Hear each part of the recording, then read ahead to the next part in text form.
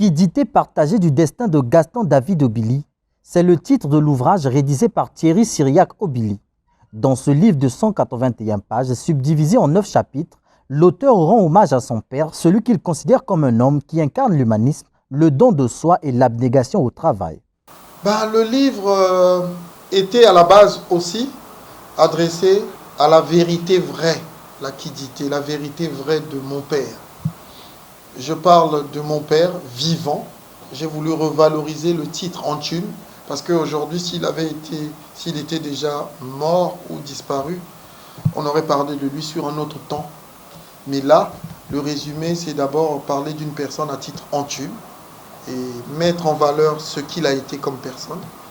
Et de l'environnement, le deuxième aspect, l'environnement dans lequel il a grandi, qui est souvent méconnu. Édité à Paris et imprimé à Brazzaville, dans ce chef-d'œuvre, l'auteur évoque également les us et coutumes de son terroir d'origine qu'il présente en un condensé de culture et de pensée. Il jette ici le filet dans les temps pour susciter le débat autour de ces questions.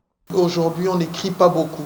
On n'écrit pas beaucoup aujourd'hui, ce qui fait qu'on oublie un peu l'ancestral, là où nos parents ont vécu. Aujourd'hui, un certain nombre de cadres d'anciens, de personnes, disent que les Kouyou ne sont pas, parce que les tribus Mboshi, Kouyou, Makwa, Ngare, tous on les appelle des Mboshi. Mais une partie des Kouyou, des Makwa, ils ne veulent pas entendre parler de ça. Ils disent non, nous ne sommes pas des Mboshi, nous sommes des Kouyou.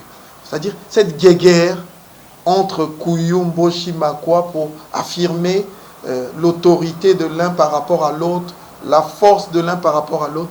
Mais moi, j'ai voulu retracer certaines choses en écoutant un peu nos anciens. Thierry Cyriaque Obilly est un expert enquêteur, chef de projet et cadre supérieur à Énergie électrique du Congo.